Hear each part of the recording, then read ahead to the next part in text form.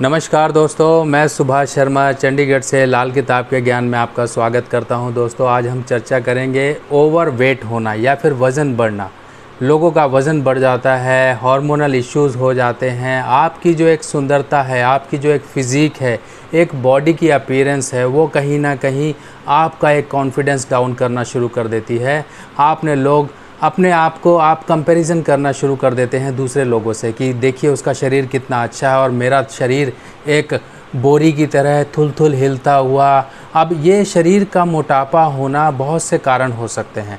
कुछ मेडिकल कारण होते हैं, कुछ आपकी कुंडली में बैठे ग्रह जो उल्टी सीधी स्थिति में हो जाते हैं, जिस वजह से आपके शरीर में एक वज़न का बढ़ना शुरू हो जाता है। आपके शरीर में एक फ़ैट डिपोजिशन ये होना शुरू हो जाता है, आपका डाइजेशन ख़राब होना शुरू हो जाता है और कुल मिला के ये आपकी शारीरिक जो एक सुंदरता है, एक जो सुडौलपन है, उसको डिस्टर्ब करके एक मोटे इंसान, भद्दे इंसान की तरह बना देता है, जिसकी वजह से आप एक अपने अंदर ही एक गिल्ट महसूस करना शुरू कर देते हैं। अपने अंदर ही आप अपने आप को एक ख़राब स्थिति में महसूस करते हैं। आपका कॉन्फिडेंस लेवल डाउन रहता है क्योंकि आपका शरीर वो नहीं है जो आप चाहते हैं। जैसा सुडौल और एक अच्छा अपीयरेंस वाला शरीर आप चाहते हैं वो नहीं है। आपके शरीर पर ना तो वो कपड़े जचते हैं, चाहे जितना मर्जी महंगा कपड़ा पहन लीजिए, ना ही आप अपने शारीरिक परिस्थितियों के अनुसार अपनी दुनिया को एंजॉय कर पाते हैं। आपकी मैरिड लाइफ डिस्टर्ब होती है क्योंकि आपका शरीर इतना मोटा हो चुका होता है। आपके शारीरिक पे इतने पैसे खर्चे होते हैं क्योंकि आप अपना वो शरीर चाहते हो जिसके लिए आप इतनी मेहनत और आप इतना खर्चा कर रहे हो कि आपको एक अच्छा शरीर मिल जाए, पर आपको ये सब कुछ नहीं मिल पाता है। आज हम इन सभी की चर्चा करेंगे और समझेंगे कि कारण क्या होते हैं। आपको स्टेप बाय स्टेप चीज़ें मैं समझाऊंगा कुंडली के अनुसार। देखिए दोस्तों, सबसे पहले हम समझते हैं कुंडली के 12 खाने। यहाँ पर ही हमारी हेल्थ से जुड़े राज होते हैं। अगर कुंडली में इन खानों में कहीं पर भी उलट परिस्थितियों के अनुसार ग्रह बैठ जाएं तो समझ लीजिए वो उलट परिस्थिति हमारे शरीर पे, हमारे मन पे, हमारे धन पे, ऑल ओवर जगह पर असर करना शुरू करती हैं। सबसे पहले हम समझते हैं लगन को, जो कि खाना नंबर 1 होता है। अगर लगन यानी कि आपका शरीर, आपकी अपीयरेंस, आपका ओवरऑल बॉडी स्ट्रक्चर कैसा है, वो खाना नंबर 1 से देखा जाता है। आप अगर खाना नंबर 1 को समझें तो ये आपकी गाड़ी का स्टीयरिंग है और गाड़ी का बैठा हुआ ड्राइवर खाना नंबर 1 से ही देखा जाता है। अगर पूरी गाड़ी यानी कि आपकी जो जीवन रूपी गाड़ी है, जो चलनी है, वो खाना नंबर 1 से ही डिनोट होती है, खाना नंबर 1 से देखी जाती है। अगर गाड़ी का ड्राइवर ही ख़राब हो तो आपको वो मंजिल तक नहीं पहुंचा सकता। कब कहाँ रास्ते में कहाँ किस खड्ड में वो गाड़ी चली जाए कोई पता नहीं। ड्राइविंग सीट पे बैठा ड्राइवर अगर शराब पी के चला रहा हो तो आप जो सवारियां पीछे बैठी हुई हैं उनकी ज़िंदगी भी खतरे में होती है। तो ड्राइवर का सही होना, उसकी मनोस्थिति सही होना, सब चीज़ डिपेंड करती है आपके खाना नंबर 1 से, क्योंकि आपका शरीर ही ड्राइवर है। आप अपने पैरों से चलकर ही आगे जाते हैं। अगर यही ख़राब है तो आपकी ज़िंदगी समझ लीजिए ओवरऑल डिस्टर्ब है, यानी कि आपके जीवन में हर एक चीज़ों का, सुखों का अभाव रहेगा। शारीरिक परेशानियां तो ये देगा ही। अब आपने देखा होगा हस्बैंड और वाइफ में एक दूसरे को ये कह के चिढ़ाया जाता है कि तुम मोटे हो गए हो, तुम्हारा वज़न बढ़ गया है, तुम जैसी पहले थी अब वो वैसी नहीं रही हो, तुम्हें मैं लाया था एक गुलाब के फूल की तरह, अब तुम गोभी का फूल हो गई हो। तो बहुत सारी बातें हैं जिनसे एक इंसान के दिमाग पर चोट लगती है। इंसान ऐसी बातें सुन कर अपना कॉन्फिडेंस लेवल डाउन करता है। यही एक वज़न का हिस्सा होता है कि वज़न जब हमारे शरीर में एक फ़ैट, एक जो ये चिकनाई है, चर्बी है, ये जब बढ़ना शुरू होती है तो हमें और अंगों को भी नुकसान पहुंचाती है। जैसे कि आपका लिवर, आपका हार्ट, आपकी किडनी, आपकी हड्डियां। ज़्यादा वज़न बढ़ने की वजह से आपकी हड्डियों पर जोर पड़ता है, घुटनों की हड्डियों पर, क्योंकि पूरे शरीर का भार तो आपके पैर ही संभाल रहे हैं। पैरों की बीमारियाँ, बहुत सारी बीमारियाँ जुड़ी हुई हैं ये वज़न के कारण, बढ़ता वज़न। अब कारण क्या होते हैं? देखिए, खाना नंबर 2, हमारे शरीर में जो ये ऊपर यानी कि मुंह का हिस्सा है, ये खाना नंबर 2 से देखा जाता है। खाना नंबर 8, हमने जो भी खाया, जो भी हम मल त्याग करते हैं, वो खाना नंबर 8 से देखा जाता है, यानी कि हमारा एग्ज़िट पॉइंट। अगर ये एंट्री पॉइंट है तो ये एग्ज़िट पॉइंट है। हमने कुछ भी खाया, वो हमारा वज़न, जो हमने खाना खाया उसको अब पचना भी है, उस खाने से हमारे डाइजेस्टिव जूसेस भी निकलने हैं। बहुत सारी प्रक्रियाएं होती हैं जो हमारा शरीर यानी कि हमारा पेट वो काम करता है। खाना नंबर 4 और खाना नंबर 5 ये दोनों हमारे छाती और पेट के हिस्से से जुड़े होते हैं। खाना नंबर 7 भी हमारा पेट का हिस्सा ही देखा जाता है। खाना नंबर 6, क्योंकि हमारी इंटेस्टाइन, हमारा मुंह का जो हिस्सा है, ये पूरी आंत है, यानी कि आंतड़ी जो शुरू हुई वो मुंह से शुरू हुई और ये ख़त्म हुई जाके खाना नंबर 8 पे, यानी कि स्मॉल इंटेस्टाइन, लार्ज इंटेस्टाइन, ये रेक्टम, एनस, ये सारी की सारी हमारी यहीं से ही देखी जाती हैं। अब कारण वज़न बढ़ने का कहाँ से शुरू होता है ये समझिए। अगर खाना नंबर 2 में किसी के शुक्र है तब इस केस में उसका वज़न बढ़ता है। अगर आपकी पूरी कुंडली में कहीं पर भी बृहस्पति और राहु का योग है तब इस केस में आपके शरीर में फैट का बढ़ना शुरू हो जाता है। सूर्य और शुक्र आपकी कुंडली में कहीं पर भी हो तब ऐसे केस में हार्मोनल इशू आते हैं। थायराइड फंक्शन लोगों का बढ़ जाता है, हाइपोथायरॉयडिज्म, हाइपरथायरॉयडिज्म, जब ये सब चीज़ें होती हैं तब वज़न का बढ़ना और घटना, ये सब चीज़ें थायराइड की वजह से कंट्रोल होती हैं। आपका मेटाबॉलिज्म स्लो होना या फास्ट होना, ये एक गलत कंजंक्शन यानी कि 2 ग्रहों के आपस में मेल की वजह से होता है। अब अगर आपकी कुंडली में खाना नंबर 5 में शनि है या खाना नंबर 5 में राहु है या खाना नंबर 5 में सूर्य है तो ऐसे व्यक्तियों का डाइजेशन गड़बड़ रहेगा। आपकी कुंडली में खाना नंबर 5 में अगर सूर्य है तो ऐसे लोगों के गॉल ब्लैडर यानी कि पित्ते में पथरी होना, पित्ते की परेशानी, डाइजेशन, एसिड इन्फ्लक्सेस यानी कि तेज़ाब बनना, आपके पेट में तेज़ाब का ज़्यादा बनना।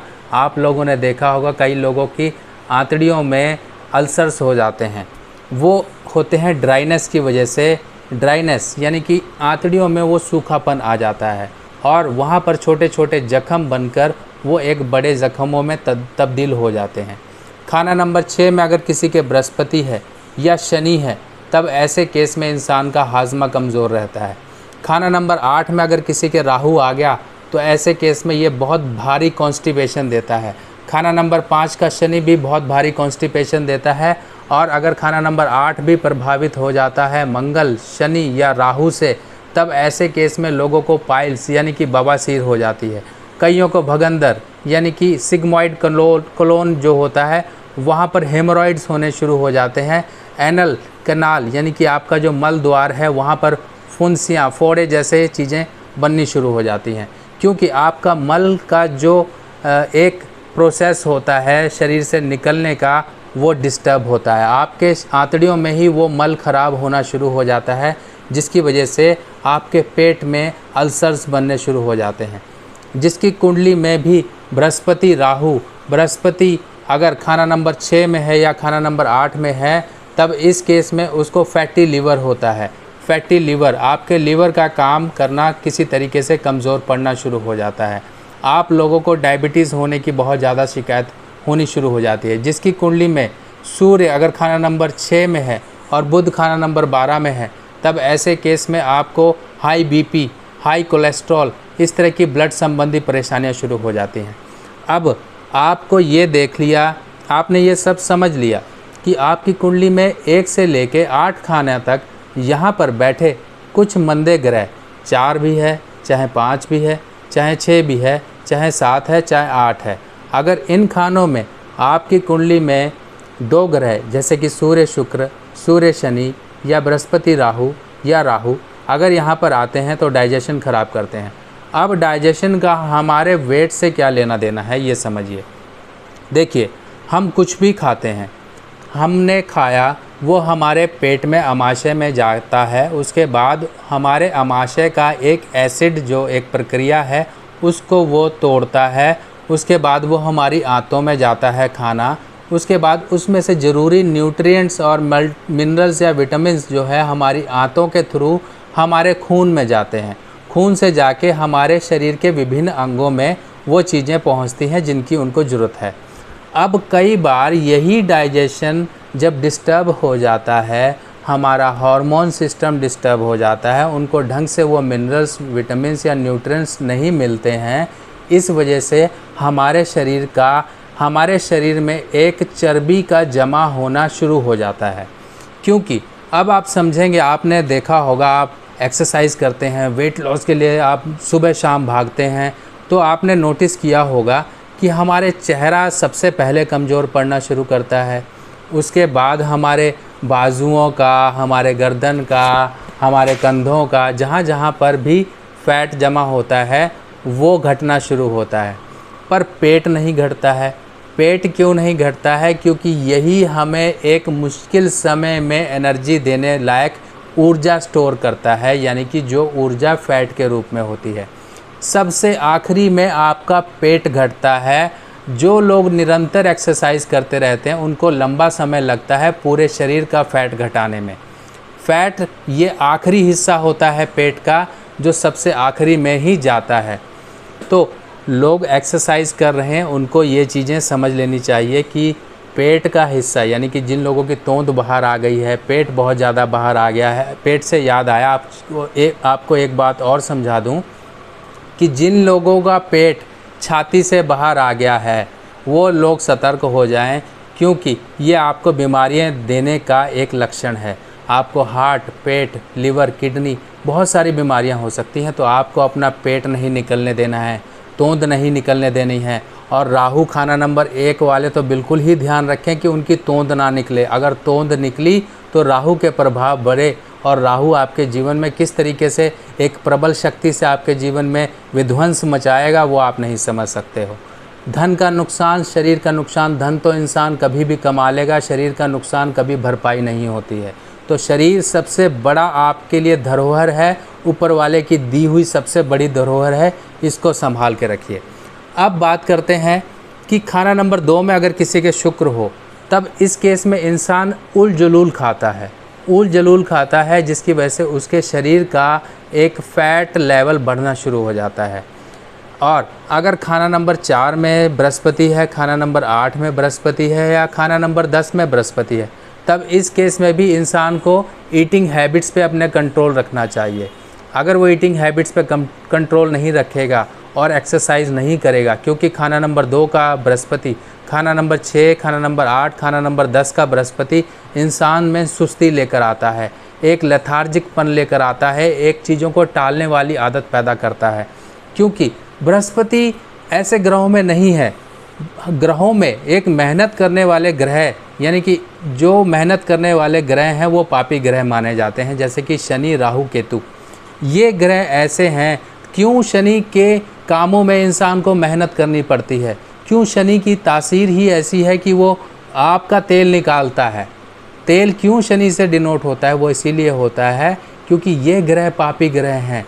जब समुद्र मंथन, कभी भी आप देखेंगे जो हायर अथॉरिटीज़ हैं वो कुर्सी पे बैठते हैं, बाकी लोग काम करते हैं, क्योंकि उनको देखा जाता है हमारे शनि, राहु और केतु से।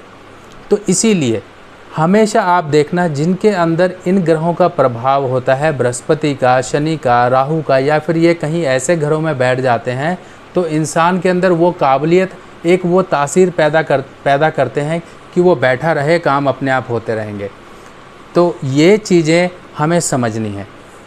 अब आपकी कुंडली में अगर सूर्य, शुक्र कहीं पर भी है, बुध, राहु कहीं पर भी है, तो ऐसे में इंसान का हार्मोनल लेवल बिगड़ जाता है। आपकी कुंडली में अगर ये कहीं पर भी ग्रह बैठे हैं तो इनके उपाय इन्हीं के अनुसार करना शुरू कर दीजिए। अब हम समझते हैं हमें इन जनरल उपाय क्या करने हैं कि हमारा शरीर सही रहे।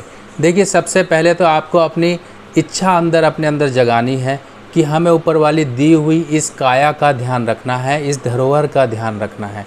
इस धरोहर का ध्यान रखने के लिए ईटिंग हैबिट्स सही करिए, अपनी दिनचर्या को सही करिए, और अपने कुंडली में बैठे ग्रहों को सही करिए। अगर कुंडली में खाना नंबर 6 में किसी के बृहस्पति है, तब ऐसे केस में 6 दिन लगातार आप धर्म स्थान में चने की दाल दान करिए।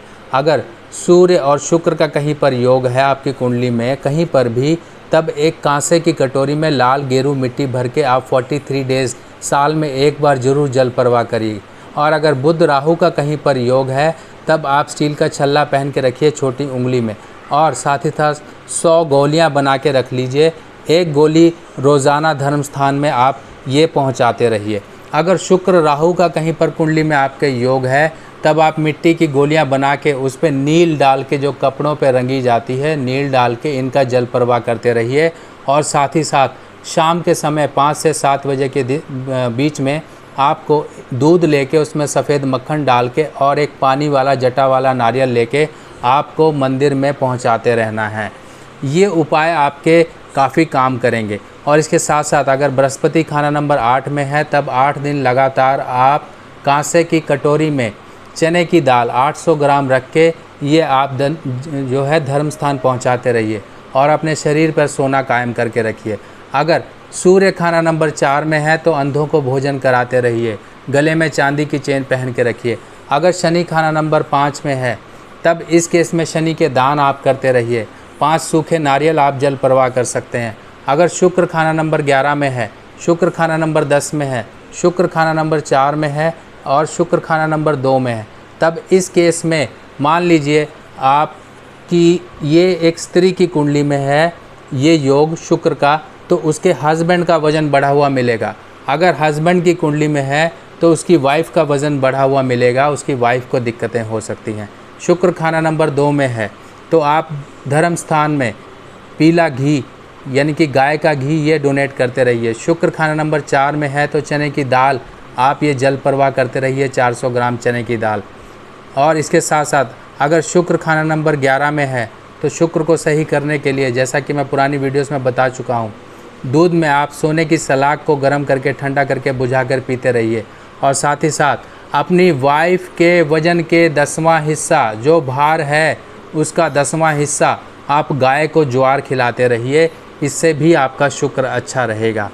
तो ओवरऑल चीज़ें हमने समझी। अब इसके साथ साथ अगर राहु आपकी कुंडली में कहीं पर डिस्टर्बेंस क्रिएट कर रहा है, खाना नंबर 1 में है, खाना नंबर 5 में है, या 4 में है, या 6 में है, या 8 में है, अगर ये राहु की परिस्थिति आपकी कुंडली में है और आपका वेट बढ़ रहा है, तब इस केस में आप पैरों के अंगूठों में कांसे के या फिर रांगे के छल्ले, रांगा जिसे लेड बोलते हैं, सिक्का धातु, वो छल्ले आप पहन के रखिए। और साथ ही साथ राहु के बाकी उपाय भी करते रहिए।